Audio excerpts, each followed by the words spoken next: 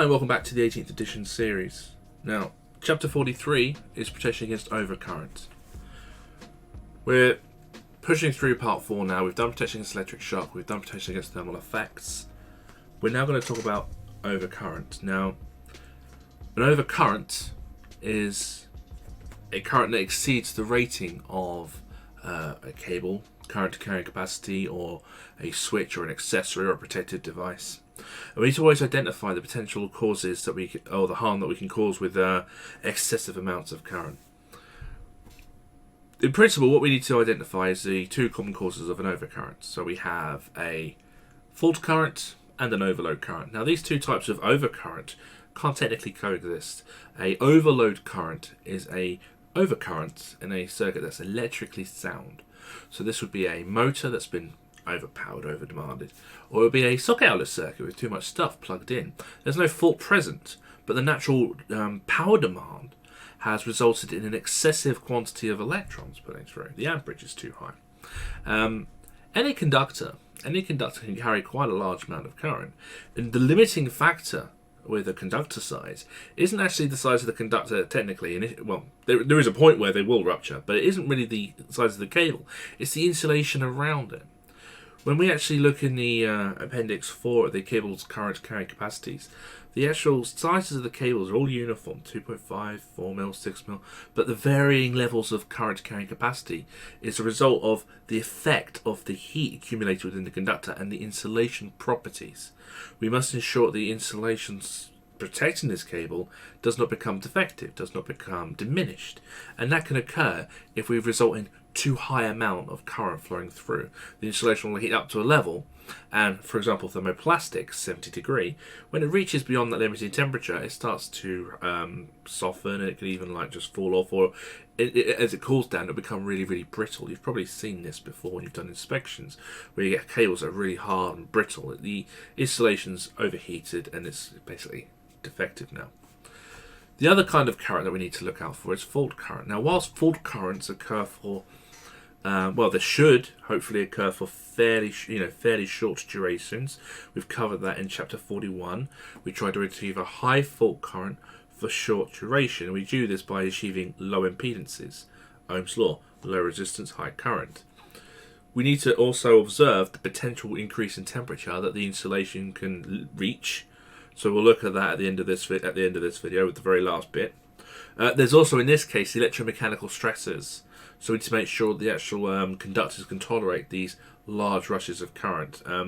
We'll also return to that area in chapter 54, where we look at sizing of protective conductors using the adiabatic equation, ensuring that the conductor, whilst normally idle and just sitting there doing nothing, can tolerate that huge increase in current that the conductor is going to be subjected to, because quite often, if you have a poor connection or a poor, very small conductor and you shoot huge amounts of current through it, it can actually just break out.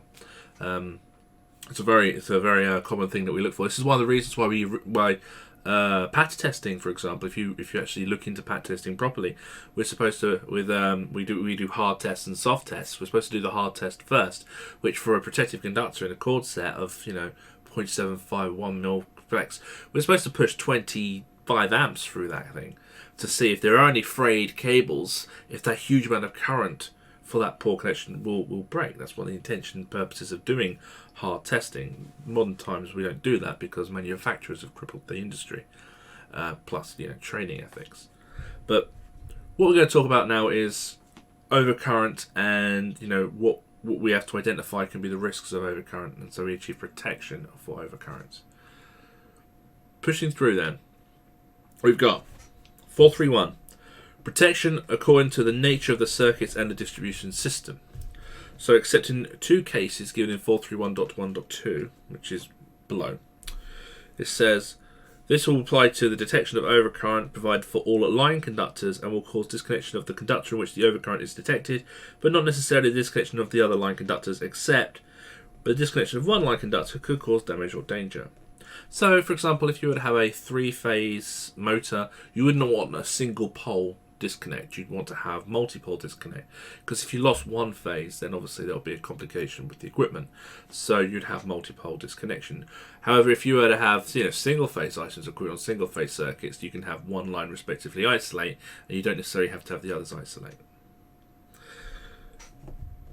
If it can cause danger, then such as a three-phase motor, you'll have appropriate precautions taken.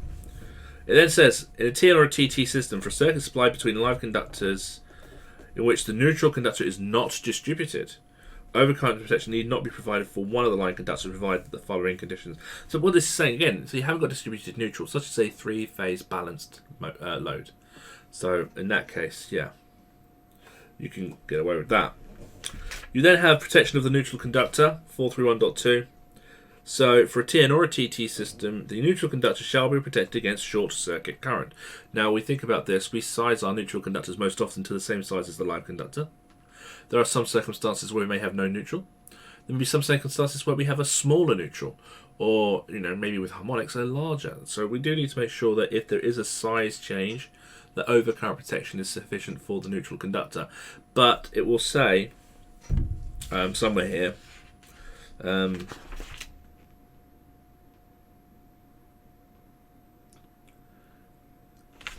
yeah, so it says where the cross-sectional area of the neutral is at least equivalent to that of the line conductors, and the current in the neutral is expected to not exceed the value, it's not necessary to provide overcurrent detection, so it's protected by the sizing. If the neutral is less than that of the line, it is necessary to provide overcurrent detection for the neutral.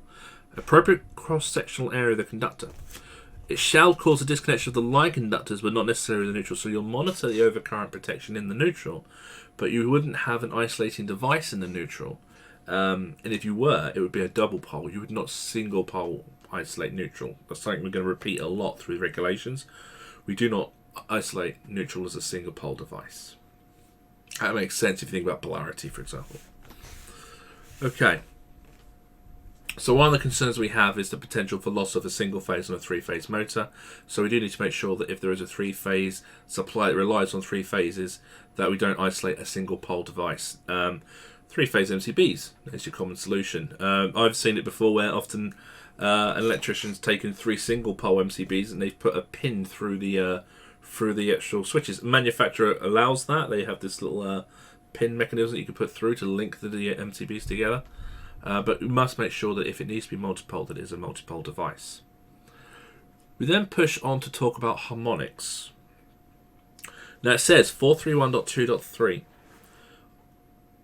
overcurrent detection shall be provided for the neutral conductors in a polyphase circuit where the harmonic content of the line currents is such that the current in the neutral conductor may exceed the current carrying capacity of that conductor. The overcurrent detection shall cause disconnection of the line conductors, but not necessarily the neutral. Where the neutral is disconnected, the requirements of 431.3 are applicable. I don't know, I'm not going to go into a lot of detail with harmonics, but I am aware that quite often this kind of area gets kind of skipped and they kind of push past it.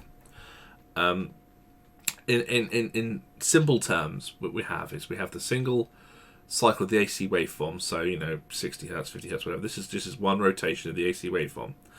And what harmonics are is where we obviously have the distortions in the AC waveform. Now we have the fundamental, the first harmonic. This is this one here. Okay, and we have second, third, fourth, fifth, and our main problem with the potential of these currents is when we have the third harmonics, or the triplet harmonics as they're known as. So what we do is we take the odd harmonics, and in the case of a third harmonic, this is what's illustrated here. So for every single cycle, that's one cycle, we have the third harmonic is the 3 cycles there. So there are 3 cycles of that. Now, what creates harmonics is when we have non-linear loads. This is going to be, anything like, power supplies, even fluorescent lighting, anything that is not truly, truly resistive, where it works, phase and current work nicely together. Anything that's non-linear, washing machines, all sorts of equipment, anything that has basically rectifiers as well. Most equipment will have some level of harmonic content. And when we have this staggering quantity of harmonic content, we can have these, this situation. So what's actually happening here? So we have this. Here's an example of 3 phases, A, B, and C. And so what's actually happening is, at any one time, if I draw a line here, see this vertical line here. Now, see, these are all at the same time, but they're 120 degrees apart. So this vertical line is 1 point in time. On this vertical line, the cumulative value of the voltage, so here, let's say this is negative 200, this is 0, and this is positive 200. The overall sum should be 0. And if the overall sum is 0, we then have the question of, well, is the overall sum of the harmonics 0? Well, that's going to be a no. Well, in this position, there will be 0 because there is this position, but in this position, so again here, at this timeline, that plus that are all 0, but the harmonic is peaking, so you actually have, let's just say that this is 200, so that's going to be half of that's going to be 100. So let's say that's 70 odd volts. That's going to be a potential of 0 volts on the line, but you have 70 volts on the harmonics, which is going to result in current, and that current ends up on neutral. So we have a potential there for currents on the neutral, and that is exactly what we use these systems for. We understand neutral currents, and the third harmonic can be a problem because we get a point in time where we have 0 volts but positive current, and we end up with current in excess on the neutral and more current on the neutral. There are many other ways that we can look into this with star delta configuration and understand how delta handles harmonics, stars handle harmonics, but that's another video. This is just the regulations, and all this is saying is if you have significant quantities of harmonic content, you need to identify if there's a potential for the quantity of that content to result in higher harmonic currents on the neutral. Quantity of variable speed drives, power supply units, significant quantities of those, that's where we get this issue. We need to make sure that with harmonic current content, it's kind of localized. The issue is when the harmonic current content affects the voltage. If we get variations in voltage, then that's a common issue to everyone else in the network, and we can get real problems. So, power quality analysis will be good ways to look into this. But the issue here, the reason that this is here about overcurrent, is we need to consider if the harmonic content, or like the third harmonic, the triplet harmonic, or it could even be the fifth or the seventh harmonic, results in a value that puts a current in excess on the neutral, and we need to make sure that the neutral has been sized to protect against overcurrent for that if need be. Alright, 432, nature of protected devices. There's 3 regulations there, protecting against both overload and fault, or just overload, or just fault. But what they're basically saying is the device needs to protect against both overload and fault. It will be capable of breaking, and for the circuit breaker making, any overcurrent up to and including the maximum prospective fault current. Overload only, again, must be able to tolerate the breaking capacity. When we select protective devices, we see this this square there, the 6,000 there. That's obviously the breaking capacity of that protective device. We must identify that devices have capacities. They have limits, and we must make sure that when we identify a point of position or a point of installation, that we know what that fault current will be, and we select a device to suit that. So when you go closer to the origin, devices will be greater in value of fault currents. So you'll have 33 kA service fuses, maybe 20-25 kA main distribution assemblies, and then right towards the end of your final circuitry, something like 10 or 6 kA MCBs. That's just a common arrangement, but it could be larger, it depends on the amount of energy. And this is one of the reasons why we measure the prospective fault current wherever we actually install a protective device. It must be able to tolerate the fault condition that is there, an overcurrent that requires protection. It's in this section. Yeah, that's a common thing. It's the prospective fault current. They must be able to tolerate the prospective fault current that's going to be there at their point of selection. That'll do for that one. 433 though. This is where we start talking a bit more about cable selection as a practice. This is going to introduce one of the common rules we have to always remember when we do cable selection later on in part 5. So, Coordination between conductor and overload protective device 433.1. Every circuit shall be designed so that a small overload of long duration is unlikely to occur. The reason for that is because what we need to understand right now is if I have a 32 amp circuit breaker, 60898, it doesn't trip at 32 amp, doesn't trip at 33 amp, doesn't trip at 34 amp. The value that it actually trips at is a lot larger, and we can actually look at in the book we have some information. Remember, manufacturer's information though should be sought. This obviously may not match the devices that you have. If I look in the regs book at the curve for the 60898, let's go with a type B, although to be honest this value of current, they're the same for B's, C's and T's. So I'm going to go to the curve.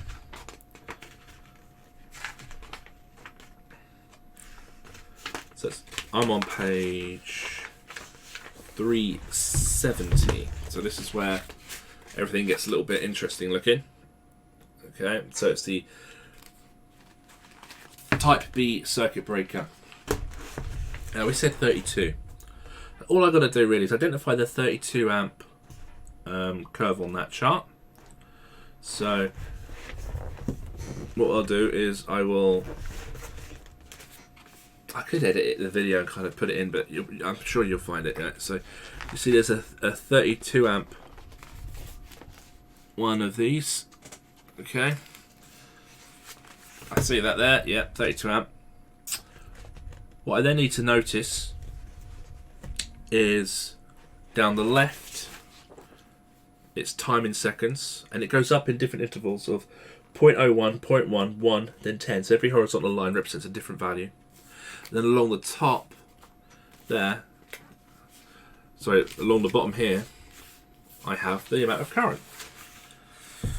So this represents how much current is required to achieve disconnection of that device in the time frame. So if I look at the 32 amp, technically where it leaves the page at the top is where it starts to trip, because that point at the top is a vertical line.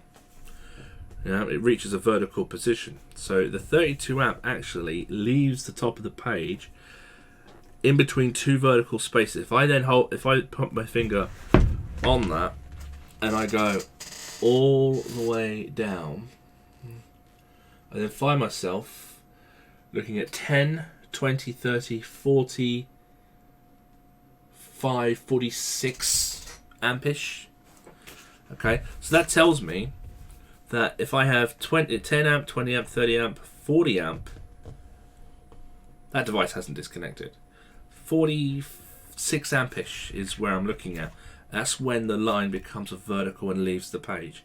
So technically, a 32 amp MCB will require somewhere around 45 to 46 amp to disconnect in 10,000 seconds. That's the top of that. Now obviously 40 amp might disconnect, depends on obviously the characteristics of the thermo, the thermo contact in the device, because this is where the two methods that an MCB works. You have electromagnetic field with the plunger and the pot actually, high current putting it in, a bit like how a solenoid works, resulting in disconnection. We're not using that method here. What we're doing here is we're relying on the bimetallic strip. So we're allowing that to reach a high limiting temperature over time, and there'll be a point where it disconnects. And when you have overloads on MCBs, you'll notice that you'll go to reset the MCBs, and they just, if they've just tripped, for example, you've overloaded them, they don't reset yet, because you've got to wait for the bimetallic strip to kind of come back down. When we have these currents, we need to identify that an overload of low current, as it says here, we need to try to avoid these happening. We need to try to make sure that if they are going to happen, we've got a bit of a gap between the current and the protected device, just to tolerate that, because if we don't, we can end up with a little bit of excessive overheating on our conductor. Okay, so it started there. I'm back on 433.1. Every circuit shall be designed so that a small overload of long duration is unlikely to occur. We need to try to avoid this. So the operating characteristics of a device protecting a conductor against overload shall satisfy the following. The rated current or current setting of the protected device, known as the IN, is not less than the design current IB of the circuit. Okay, so IN must be no less than IB.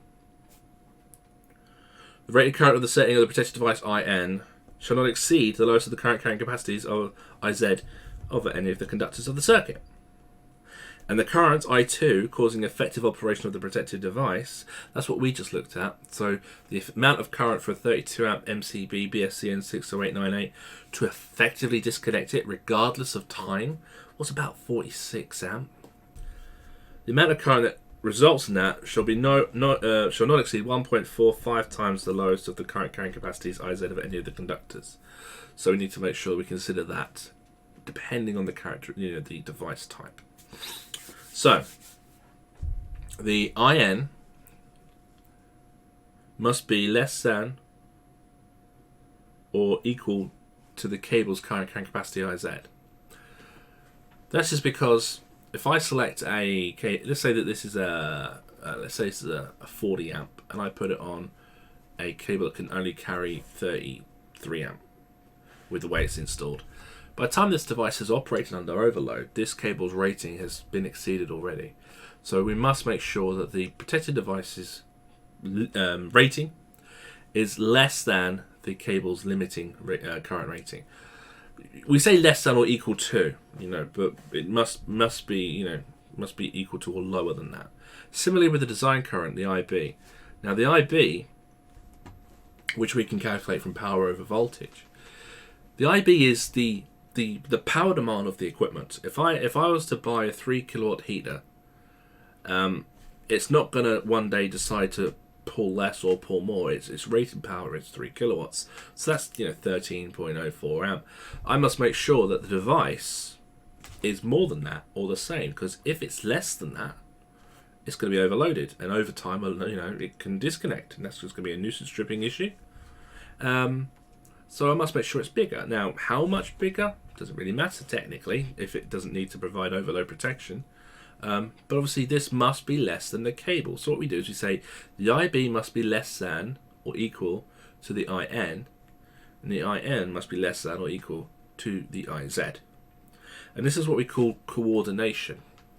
This is going to potentially repeat itself later on in part 5, and you may see it written this way. So IB must be less than or equal to IN, less than or equal to IZ.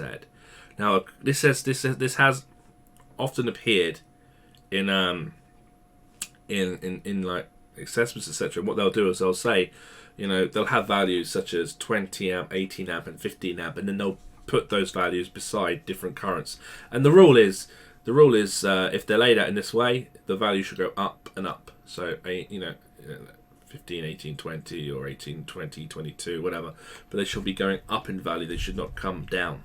Okay, this is how they normally illustrate coordination. All right. We're going to repeat this, or we're going to remind ourselves of coordination when we do cable selection in 523 and 525 sections, because the rules of cable selection rely on verification of this coordination.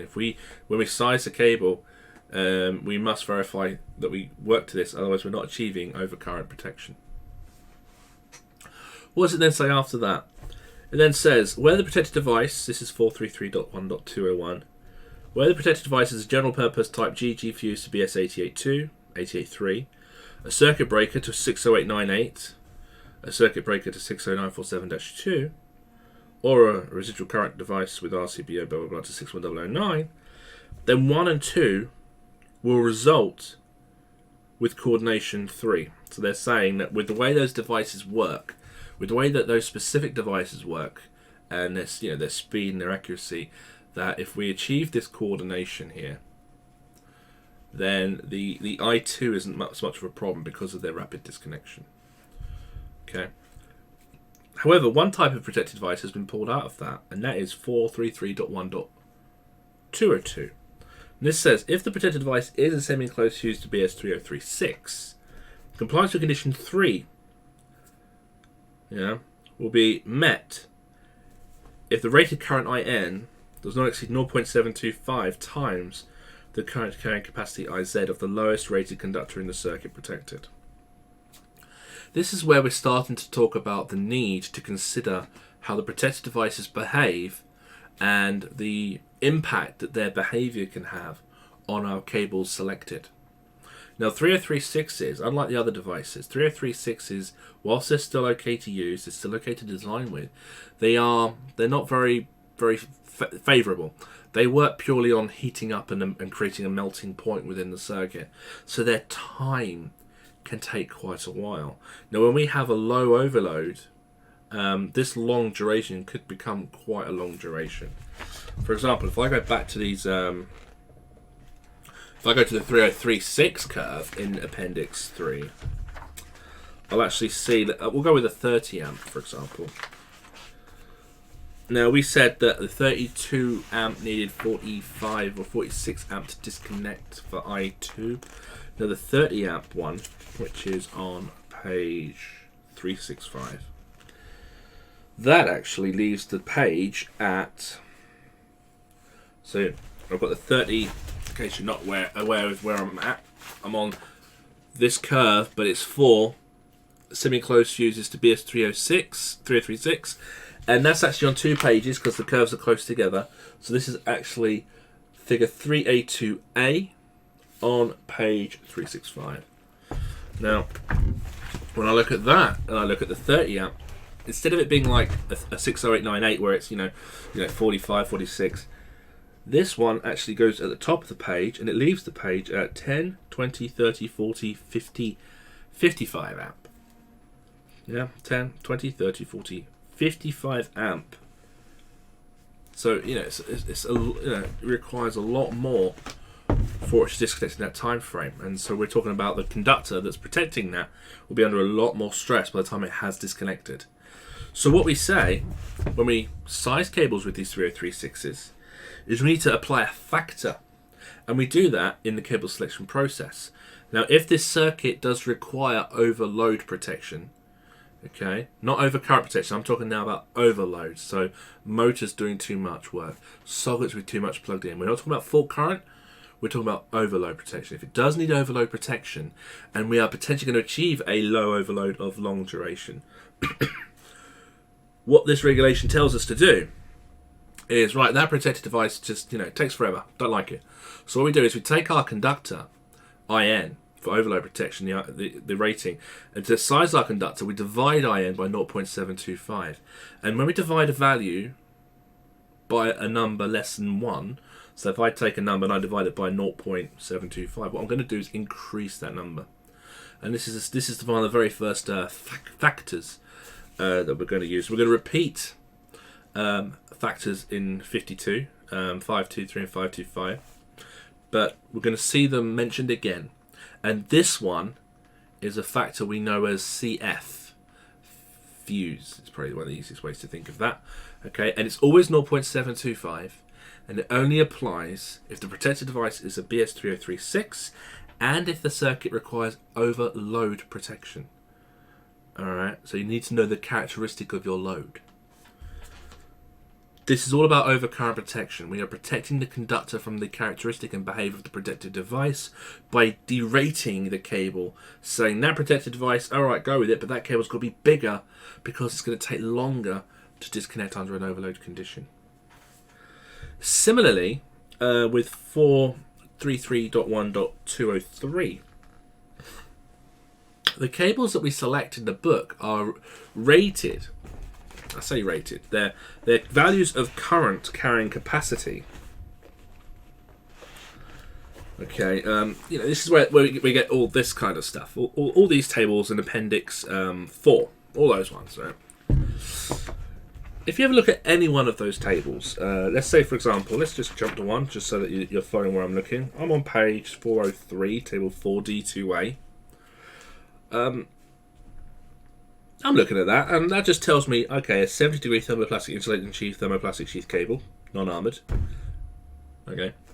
But it tells me to the right, the ambient temperature, these conductors' settings are given an ambient temperature of 30 degrees.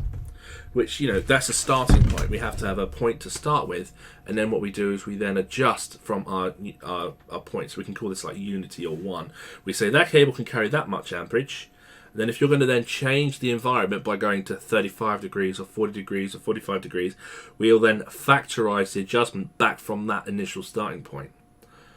That's what we have to do. Now, what they've done here is they've said, oh, okay, but if you're going to install your cable outside, a buried duct, it then says we're going to have to consider the ambient temperature to be 20 degrees as a starting point. So what we're going to do is we're taking our temperature down a bit to 20 degrees. So whenever we have a cable that's buried in the duct, we actually also have to apply a factor just to bring that temperature range down of the value given in Appendix 4. And that's another factor that we call CC, and that one is 0.9. We'll repeat these later on, and there's a whole section that introduces them in part 4, which I won't go into yet. That's going to go in depth in, again, 523 and 525 when we get to selection and direction of wiring systems. Then we have, so that just previews a little bit about how we consider overcurrent protection, and we have to consider the characteristics of the conductor's ability to carry, the temperatures that are created in overload, or even whilst in operation with the case of buried cables. Then we go to ring finals. Now, obviously, the ring final circuit is a fascinating thing, and you'll see a lot of discussions these days, in modern days, with electricians saying, "Are we still using these? Should we not be thinking about, getting rid?" And I'm not going to go into the whole background of that, the argument for that, because, again, we're sticking to the regulations here. But, they were made for a purpose. They're introduced for a reason. Now, obviously, we don't have that reason, and our quantity and our demand has significantly expanded beyond what was there when these were initially introduced.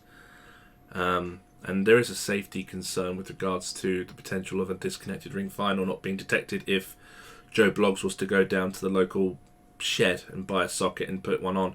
Ring final circuits do create more, they definitely create more potentials of risk and fire risk, especially in an environment not controlled by a maintenance program under electricity work regulations. So in the domestic world, they are definitely more vulnerable. But again, that's another video. What does the regulation say, though? It says, accessories to BS1363 may be supplied through a ring final circuit. Okay, it's a ring final, not a ring main, by the way.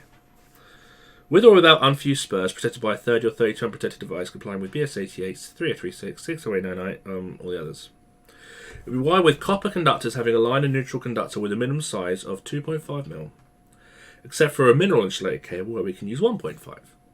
Reason we can use 1.5 for mineral is because they are allowed to run at higher temperatures due to the magnesium oxide within the cable. MI cables allow the core conductor to run higher because the insulation around them is basically a heat sponge. It allows them to run to a higher temperature. Such circuits are deemed to meet the requirements of 433.1.1 above coordination if the current carrying capacity IZ of any cable at any point of the circuit, so this one or this one or this one, is not less than 20 amp. And if under the intended conditions of use, the load current at any one part is unlikely to exceed for long periods the current carrying capacity of the cable. So, when we install a ring final, let's say this is a typical ring final, so you have a 32 amp protected device with a 2.5 cable going around. That's fine if it's installed in certain reference methods. Reference method C, for example, this cable will be able to carry 27 amp. Some other reference methods, they may only be able to carry 21 amp, or in some cases 13 amp, which would be unacceptable. So we need to always consider the method of installation. We're going to talk about reference methods and methods of installation again in part 5, but we do need to make sure that we consider sizing these cables properly. Now it says there 2.5 or 1.5, but the cable must be installed in a way that allows the IZ to be 20 amp. That's the rule. So if I install this cable in a way, by grouping it, by putting it through thermal insulation or whatever, that brings the IZ below 20, it's not acceptable. Alright? It also then says, making sure that any particular part of the ring isn't going to exceed the temperatures for a long time, or the values. This is again one of the reasons why kitchens will be on their own ring final, because normally with a ring final that feeds a kitchen, if there are other parts of the house, let's say for example this ring was just downstairs, and this socket and this spur were kitchen, and this were living room and dining room, this area is under much larger periods of demand, and so this area of the ring final is under much larger demand. And whilst we consider it as a parallel, it doesn't quite work that way, because obviously from here to here there is more resistance in that route, so more resistance equals less current taking that route. Some will, but not as much. At the very midpoint, then it's a parallel, but it's not a parallel when you have a socket nearer the point. Okay, it's not a parallel that way. So, those are the requirements for ring finals. It's very important to remember that the IZ mustn't go over 20 amp for any point. I'm going to remind you guys of that again when we look at cable selection in part 5. Also, just I haven't got the exam marker up, but this does come back in exams a lot. And 2.5 in ring final. I mean, you shouldn't need to look for that. So, but it does come up. We then have 433.2, which is positioning of overload protected devices. So, unless 433.2.2 or 433.3 apply, which basically says you have protection against overload by having... Okay, yeah, the limit... We'll come to those. All right. It says, right, a device protection against overload shall be installed at the point where a reduction occurs in the value of current carrying capacity of the conductors on the installation. Well, that makes sense. So if I have a cable here that can carry, 50 amp, and then I have a cable here that can carry 10 amp, this will need 50 amp protection. This 10 amp won't be protected by 50 amp protection. It has to have reduced protection. That makes a lot of sense. So that's why we select the protected devices wherever we change size. There are a couple of circumstances where obviously that might be different.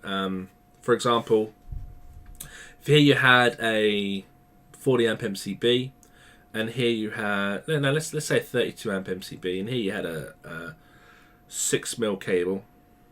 It might be that this next bit goes to a shower isolator, but then this bit going to the shower runs through thermal insulation or through a grouped conductor area or through a higher ambient temperature, and due to the need to accommodate the reference method, you take the cable up a bit.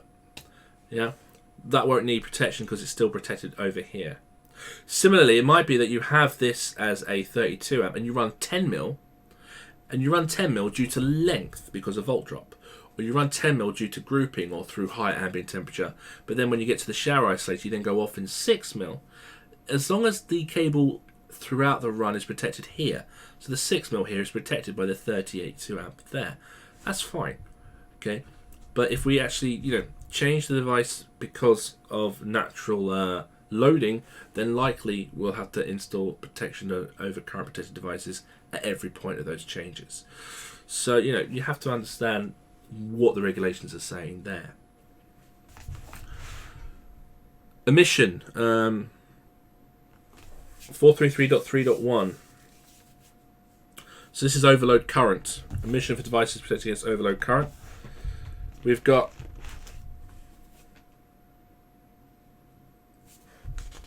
over here. There we go. So, a device for protection against overload need not be provided if, for a conductor situated on the load side of the point where reduction occurs in the value of current carrying capacity, where the conductor is effectively protected against overload by a protected device installed on the supply side. I kind of said that just a minute ago. So, the cable that is there on the load side, there's a device that provides sufficient overcurrent protection on the supply side. Or for a conductor which, because of the characteristics of the load or the supply, is not likely to carry overload current. Now, again, we are talking in this section 433 about overload protection. This is a fault-free circuit that's carrying too much power. Now, overload protection is not required in a circuit that is not liable to overload conditions. So something like a shower, a heater, a cooker, They're rated at a wattage. You turn them on, they do their power, and then they turn off. They don't draw more power. If they become faulty and draw more power, that's a fault current, not an overload current. An overload current is a fault-free circuit. So we're talking about motors, socket circuits, and things like that right now in 433. So if it doesn't need to overload, then it won't need overload protection. Okay, and we're going to again see that when we look at the formulas in Appendix 4 later on in the course. Or it then says, at the origin of the installation where the distributor will provide an overload protected device and agrees that it does afford protection to the part of the installation between the origin and the main distribution point of the installation where further overload protection is provided. This explains the scenario where we have meter tails, we have our supply, we have our intake. Now, this belongs to the distributor, this belongs to the distributor, this belongs to the distributor. This meter belongs to the distributor. On the load side of that, though, this belongs to the consumer. And obviously, with new installs or new rewires these days, the distributor will be expected to, after the meter, to install a double pole isolator and maybe seal their side of it, so that you then obviously just worry about the load side of it. But it might just be a double pole isolator. It's not an overcurrent protected device. Again, it's still in those scenarios, the supplier is affording that this overcurrent protected device here will achieve the equivalent overcurrent protection required or overload protection required for this cabling. And then here we'll install further overload and overcurrent protection for the final circuitry beyond, or the sub-distribution circuitry beyond. Alright. But again, we'll see in a minute with fault current protection, this does provide a limit of distance. We then have the other thing. Why else maybe we omit overload protection?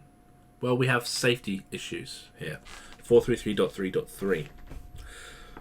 Overload protection may be needed to be omitted or ignored for safety reasons. It could be the exciter circuit of a rotating machine, the supply of a circuit for a lifting magnet, so overload protection. So, I mean, what would you have again? What would you have instead of overload protection? You'd have a monitoring or an alarm system instead. So there'll be some system in place, but it won't necessarily be a disconnecting system, especially if the disconnection can result in, through samples such as these, a risk.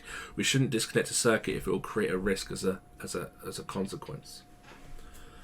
So that's overload protection. When we move on to 434, we talk about fault current protection. Now let's remember, overload protection are quite often small overloads or gradual overloads of long duration. With fault current protection, we have similar principle. We have a fault condition, but we're now probably talking about much higher levels of current because the circuits are designed to achieve that. So, determination of respective fault current 434.1. The respective fault current will be determined at every relevant point of the installation. This will be done by calculation, measurement, or inquiry. Yeah. You can inquire it, they'll give you a random number. You can calculate it. We can often calculate that, such as, example given here. Yeah, simple Ohm's law. You can calculate a supply prospective fault current if you have the supply loop impedance of the fault current pathway. On a new installation, you may have a ZE. So you have a ZE, you can technically calculate prospective earth fault current. Now, your meter may do that. When you take your ohm value, it will give you amps. We shouldn't do that, though, because what we know about testing inspection is if we were to measure ZE, we take earthing conductor and we disconnect it from all the parallels of the main protective body conductor and the circuit protective conductors. All of those parallels result in lower impedances for earth fault loop return paths. So when we take a measurement of ZE, and let's say I get 0.06 as given in this example, the meter would tell me for a single phase circuit, oh, that's 3.8 kA. But once I then introduce the bonding and I introduce the parallels of the CPCs, all through structural metal parts and things, that's going to probably reduce that value of impedance further, which will increase that value of current as well. So we should always, calculation is always, it's inaccurate. It's impossible for it to be accurate. It's always an inaccuracy. It's a design tool, designers will use that for selecting device and switchgear, but they should never do designs that are very close, because the reality is if you are very close with your design by calculating it, when you're then the commissioning engineer on site measuring it, your values measured will conclude that your fault currents are actually inadequate. This goes down another avenue, which is an issue that I want to talk about with inspection and testing on another area, where we need to look at what we should be testing for and what we should do with the data that we do collect, instead of just filling in a schedule of test results.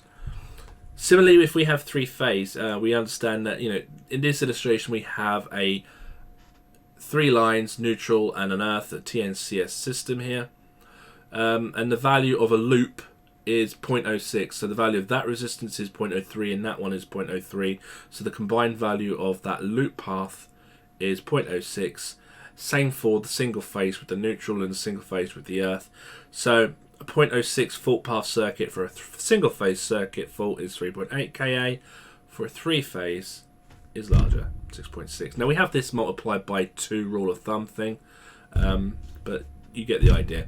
It's the larger amount of fault current in a 3-phase fault, or a fault between 2 phases, because of the high voltage that's present. Moving forward then, we need to acknowledge that that is a lot of energy, and we need to, and we'll do in a minute, play a calculation with that. But what else have we got here? Positioning.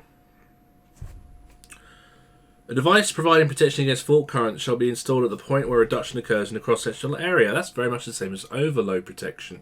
So yeah, device changing size will require further consideration of fault current, because the conductors changing size will not have the same limits for fault current conditions. They will be restricted, probably electromechanically. It then says 434.2.1. If 434.2.2 or 434.3 apply, which are below, a device for protection against fault current may be installed other than specified in 434.2 under the following. So in the part of the conductor between the point of reduction of cross-sectional area and the change in the position of the protected device, there should be no branch circuits or circuit outlets from that point, so straight in the line. And it must not exceed 3 meters in length. And this is where we came to this here. Now, when this is more than 3 meters of length, fault current protection will require a switch fuse isolator. So if you have your supply, let's say you're a landlord or something, and you've got your intake downstairs, and the actual consumer unit is 20 meters away, 10 meters away, 5 meters away, meter tails can't travel for that journey.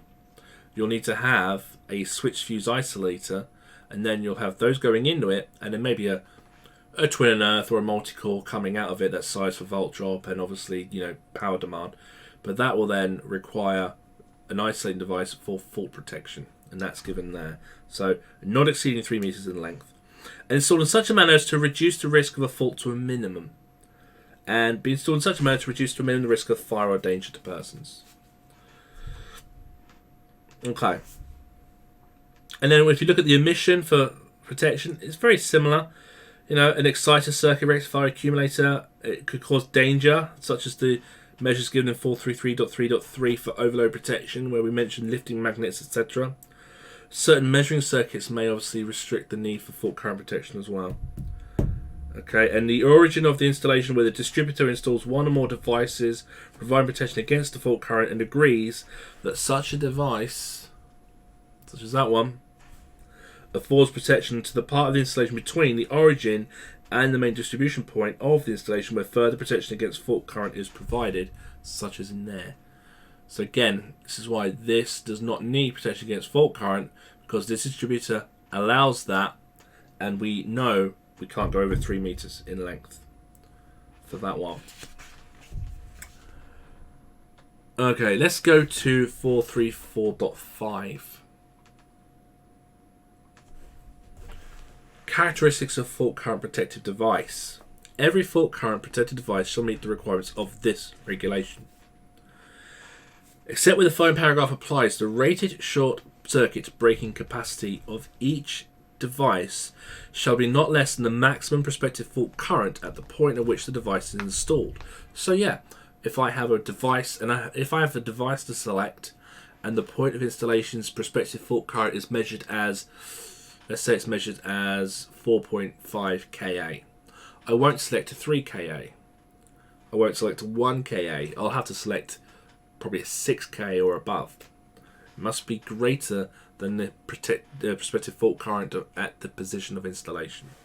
Remember, this is both an earth fault and a short circuit. We must always monitor and identify the prospective short circuit and the prospective earth fault current, and we must find the highest, and we must select a device to protect against the highest of the two.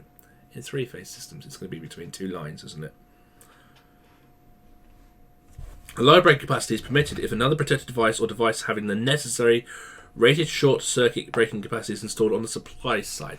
So what that's saying is, I could have a protective fault current that's lower, as long as in the fault path journey there is a device that can tolerate that amount of energy before me that will do its job to protect me from that level of energy.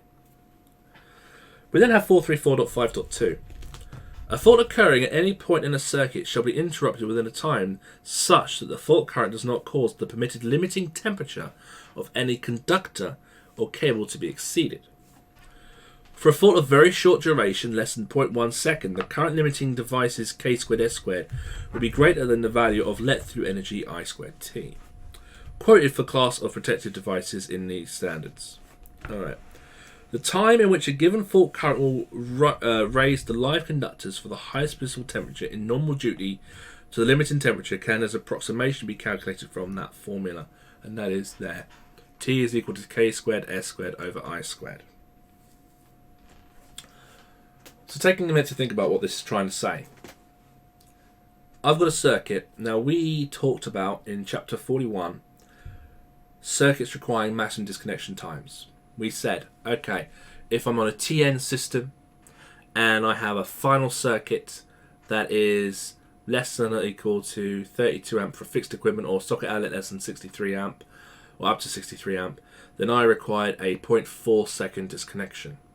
If my circuit was a final circuit over 32 or a socket outlet circuit of over 63, I would require a 5 second disconnection. Similar with if it's a distribution circuit, a 5 second disconnection. TT systems had different times of 0.2 and 1 second respectively. So I need to know the maximum disconnection times of these devices. What I now need to know is, right, if I install a circuit and I ensure that it will achieve disconnection in that required time, so I'm going to install a circuit that needs to disconnect within 0.4. I need to make sure the impedance is low enough and the current in the fault condition is high enough to turn it off within that time frame. So I want to put large amounts of current through that circuit by design. But that amount of current isn't going to be appreciated by the live conductors carrying that current in that fault condition. Protective conductors too, but we'll look at the protective conductor's opinion on this in chapter 54 later on. But for now we're talking about the live conductors. Okay, so, and it says there, we've got there, S is the size of the, what's it said? T is the time which the given fault current will raise in the live conductors. So S is the cross-sectional area of the conductors. There. T is the duration in seconds. That's what we're calculating. I is the effective fault current in amperes, expressed for AC as the RMS value, due account being taken of the current limiting effect of the circuit's impedance. So it's the effective fault current to achieve the disconnection. Okay. K is a factor that considers resistivity, temperature coefficients, and heat capacity of the conductor with regards to the method in which it was installed, and that's found from the page opposite. So let's take a random sample. Let's say that we have a circuit. This is what I need to do. This is a live stream so that you guys can throw questions at me instead of me kind of make something up on the spot. Well, let's go with a circuit that is on a B32 amp, because we've used that one a couple of times already. Let's go with the B32 amp circuit. 60898 RCBI, no, 61009 RCBI or 60898 MCB. It's irrespective. We're talking about short circuits maybe. So we go with the B32. Through TN system. So a TN system, B32. This is a final circuit. Okay, so let's call this let's call it a shower or something. So it's a final circuit, B32 TN. I now think about chapter 41. automatic disconnection of supply. And it told me in that video, it tells me if I go back to it, we'll go back to it, alright, that the maximum disconnection time required is 0.4 seconds. So if we go there, protection for safety, chapter 41, protection against electric shock, ADS, the common protective measure. Page 58 and 59, it tells me, right at the bottom, maximum disconnection time stated in table 41.1 should be applied for final circuits with a rated current not exceeding 32 amps, supplying only fixed connected equipment. A shower's fixed connected equipment, 32 amp. So the table will apply TN system 230 volts, 0.4. I now know that I will have 0.4 disconnection. Right, so I'm going to take 0.4 as my disconnection time in my mind. What I now need to do is say, right, well, how much current will be required to achieve this disconnection? I can go to Appendix 3, and I can go to page 370, the time curve for the RCBO in the 6098, and I can look at the curve, or it just tells me in the box, to achieve disconnection of 0.1 to 5 seconds, so our 0.4 seconds is in that window, we need 160 amp. So right now, I'm going to play with 160 amp being I. Now, in the real world, this may be a lot more because of impedances. We're going to say 160 amp. Let me write this down before I forget this. We're going to say 160 amp because we're going with the worst case. Now, 160 amp is worst case because that is assuming maximum full loop impedance. Alright, but similarly, in this case, it could be not worst case because we could have a lot lower impedance. I mean, when was the last time you measured a shower circuit and the maximum full loop impedance was exactly the maximum? Quite often or not, it's less. And if it's less, if the impedance is less, then the current in the fault is more. This is a good reason why we need to start considering measuring prospective fault currents at the end of our circuits to verify this kind of thing. But that's another video as well. So right, come back to where we're at. We know that a B32 requires 160 amp to disconnect in 0.4 seconds, but it actually will disconnect in 0.1 to 5 seconds because that's the characteristics of that protected device type. Okay, so I is 160. What cable size is on that? For 32 amp shower, let's go with a 4 mil. Again, I'm making this up as I go. We'll go with a 4 mil. So S is going to be 4. K. Now let's just say this is a typical domestic. So K is a factor found from the next page. And I haven't gone back there yet. Let me go back there.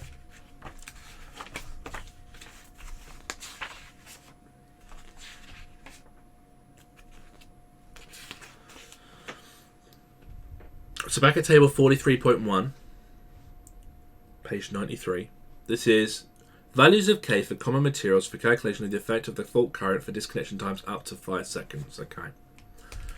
So we're going to go with, now I don't know how aware you are of cable types, but your generic twin and earth cable off the shelf at the wholesalers is going to be 70-degree thermoplastic insulation, cheap stuff.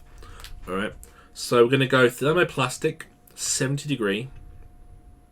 And our cable's cross-sectional area is less than 300 mil because it's a 4 mil. So we're going to go into that column, 70-degree thermoplastic, 300 mil. We're going to go down, initial temperature of 70 degree, final temperature of 160 degree. So that's the limiting temperature for the type of insulation.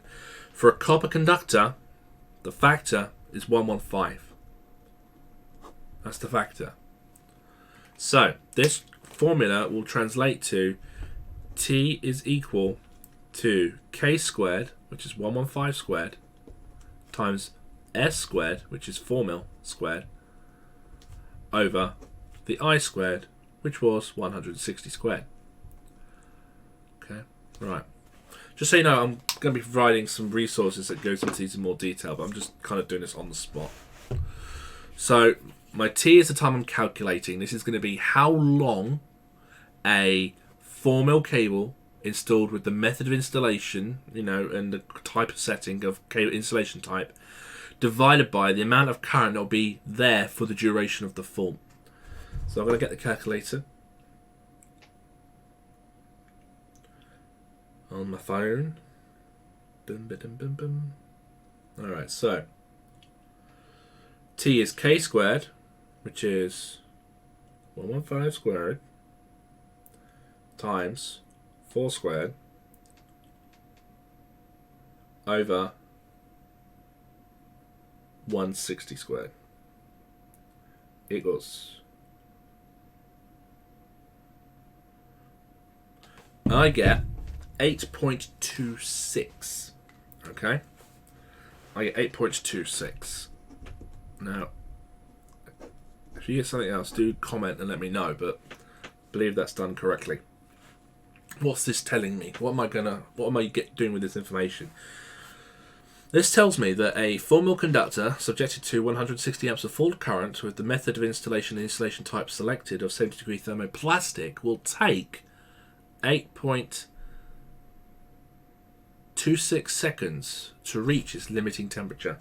So the fault is present for that time or longer. The conductor's limiting temperature is reached and it's now damaged. So the overcurrent is damaging the cable. So why won't it reach that period of time? Well, because that amount of current, the 160 amp, will disconnect that device in 0.1 to 5 seconds. So I know that my amount of current that is going to the amount of current that will result in this damage would have disconnected the circuit by the time this would have become a problem. And that's what we're looking for. We're trying to identify that the amount of current present in the fault condition scenario will result in disconnection first before the insulation has been damaged due to the amount of current now. Let's just compare that to another protected device type. So let's go back to the 3036. Same circuit, 4mm shower, same required disconnection time of 0.4 seconds, but let's change the device type to a 3036 30 amp. Okay, so K will still be 115, S will still be 4mm. The only thing that will change is I. It's a different device type. So what is the amount of current that is required to disconnect a 3036 fuse in 0.4 seconds? Because that's the requirement of chapter 41. I'll go back to the curves in appendix 3.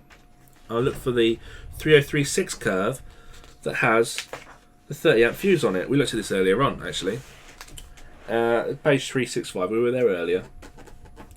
I can just look at the summary table. It tells me in the summary table to the top right that a 30 amp fuse will require 210 amp for 0.4 second disconnection. So we are going to have more current required to achieve this quicker disconnection. We did know that though, because we did say just about 10 minutes ago that the 3036 fuse is a bit of a bastard, and it does require a lot more current sometimes to disconnect in the same time frame. So let's redo that math. So 115 squared times 4 squared over, did I write it down? Did I write the number down? 2, this is the thing, I've just forgotten it. 200 and something, wasn't it?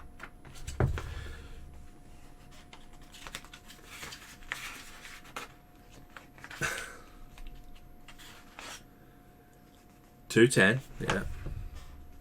210. I actually knew that, but you can calculate it. Right, over 210 squared equals. Alright, so that I get 4.79. So again, you can see there that it's going to take 4.79 seconds in this circumstance. So all we've done is change the protected device from a 60898 to a 30 amp 3036, but it's now it's nearly halved it.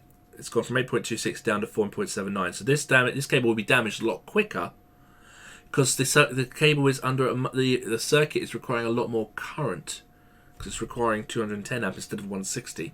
So because it requires more amperage, the conductors require or need to disconnect, and they'll require shorter time to be damaged.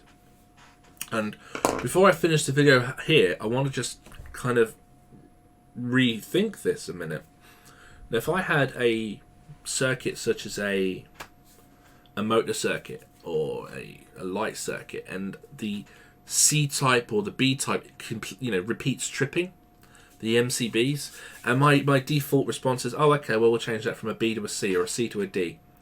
We need to remember that the requirement for ADS that we covered in chapter 41, when we change a B to a C or a C to D, we actually now need to achieve much more current disconnect. There's multipliers, so like twice as much. This would result in this case, the cables would also be subjected to a lot more current for the duration. So if you change a B to a C or a C to a D, something like that does require recalculating things like this over current protection. If I, for example, what did we have a minute ago? We had a B32 which resulted in 8.26 seconds. So the B32, which required 160 amp, required 8.26 seconds. Now the C32 would require 320 amp, and I can recalculate that with the 320 amp.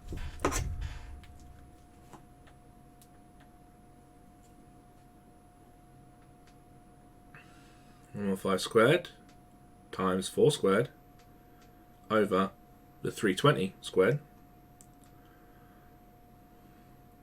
and this is where you need to understand what can happen. So by going from a B to a C, I've brought the time from 8.26 seconds down, and it's now at 2.06 seconds. So 2.06 seconds. I'm not saying that's a problem, because it will disconnect in 0.4 seconds. What you need to understand is that window, or that potential for that conductor to be overloaded or to be damaged during overload conditions from the overcurrents, has become a lot narrower. And again, when you have a lot, or you may have a device that's a bit filly or doesn't behave properly, you may see that you get excessive overloads on your conductors. And this is the thing, when we change the windows from C to Ds or B to Cs, we are actually requiring higher levels of impedance to achieve the same disconnection time. And because we're requiring lower levels of impedance to achieve the higher levels of current to achieve the quicker disconnection times, we are also resulting in this protection against overcurrent needing to be verified every time. We must re-verify protection against overcurrent whenever we change the circuit's protected device characteristic, or we change the size of the conductor. All right. We'll finish there. Protection against overcurrent.